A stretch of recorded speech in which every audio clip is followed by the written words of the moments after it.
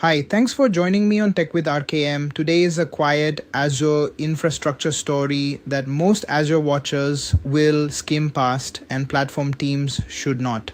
Change event streaming, or CES, is in public preview across SQL Server 2025, Azure SQL, and Fabric SQL. Same primitive, one unified surface. And it ends what I think is genuinely one of the most painful infrastructure patterns Azure teams have been maintaining for the last 5 years. Hand-rolled change data capture pipelines. We'll look at what CES actually is under the hood, why the previous CDC pipeline pattern was so expensive to build and maintain, what CES emits and how downstream systems consume it, 3 real architectural patterns that CES unblocks, 3 gotchas to check in preview, and 3 practical moves for platform and data teams. By the end, you'll know whether to pilot CES this week, wait for GA, or ignore it. Okay, let's dive in. First, what CES actually is: take any row level change on a table, insert, update, or delete, emit that change as a structured event to a downstream stream in order exactly once per stream. That's CES. Sounds simple. The hard part is the exactly once and the in order and the schema evolution guarantees, which is what everyone has been rebuilding poorly for years. CES is native to the SQL engine. Under the hood, it hooks into the transaction log, extracts committed changes, formats them as change events, and pushes them out through configurable syncs, event hubs, Fabric Eventstreams, Kafka-compatible endpoints. Schema is auto-registered, change type, table, columns before values, after values, transaction ID, timestamp, sequence number.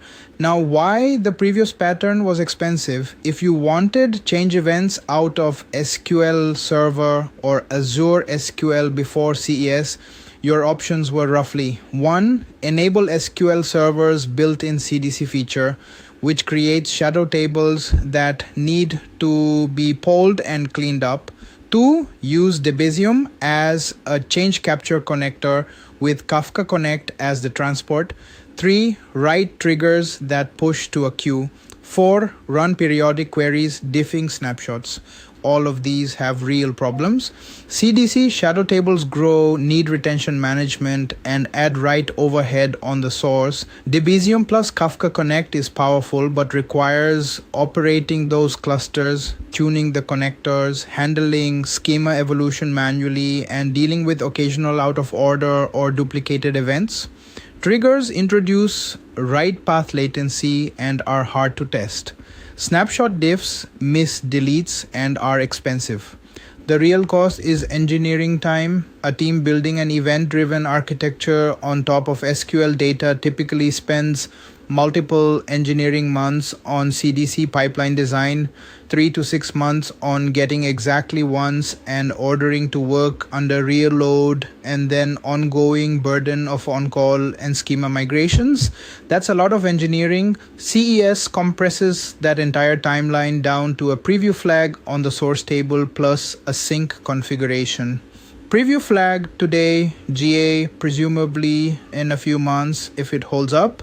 So in the next segment, I cover the 3 patterns: CES, unblocks, gotchas, and 3 moves.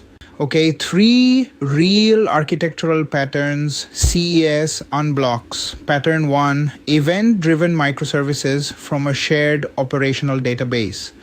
Historically, teams either put an event bus in front of their write path, forcing every service to write to the bus, or they built CDC pipelines with the trade-offs I just described. CES lets you keep writing to your SQL database as you always have, and downstream services consume the resulting change events as if you had a message bus in front. Best of both worlds. No dual write problem, no CDC infrastructure to run.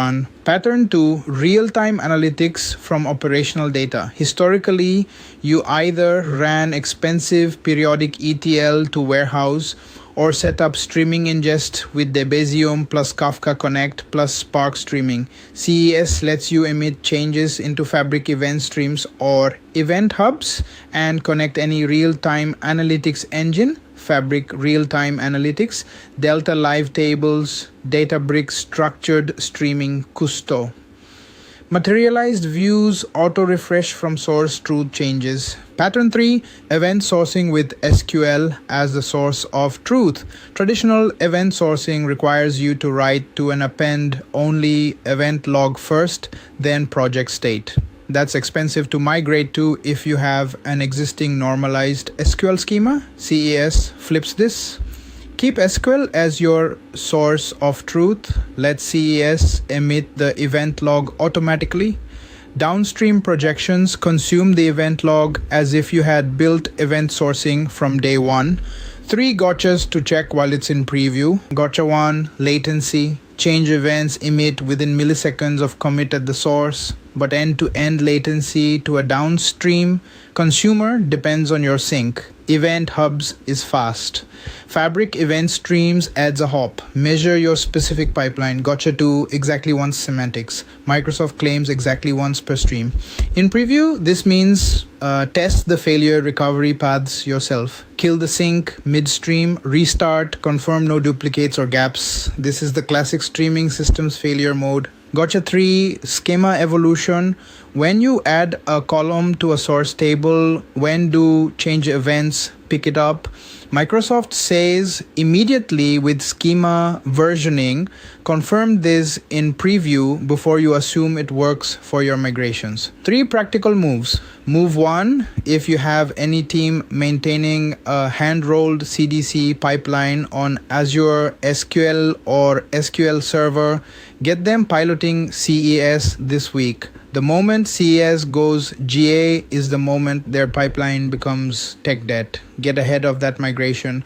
Move 2, if you have an event-driven microservices architecture with a dual write problem, evaluate migrating to CES. This may be the pattern that finally solves the dual write problem cleanly for SQL first shops. Move 3, if you're on Databricks or third-party streaming, CES gives you a first-party alternative for the Azure SQL source. Compare TCO, you may cut multi-vendor complexity. Quick recap, change event streaming, CES in public preview across SQL Server 2025, Azure SQL, Fabric SQL. Native transaction log-based change event emission ends the hand-rolled CDC pipeline pattern, unblocks 3 architecture patterns, event-driven microservices without dual writes, real-time analytics from operational data, event sourcing with SQL as source. 3 gotchas to check in preview, latency exactly once, semantics, schema evolution. Pilot if you have a CDC pipeline, evaluate for dual write pattern, compare TCO if you're on third-party streaming. Tomorrow we cover Foundry toolboxes, Microsoft's new centralized authentication layer for MCP tools with OAuth 2.0 and Entra on behalf of.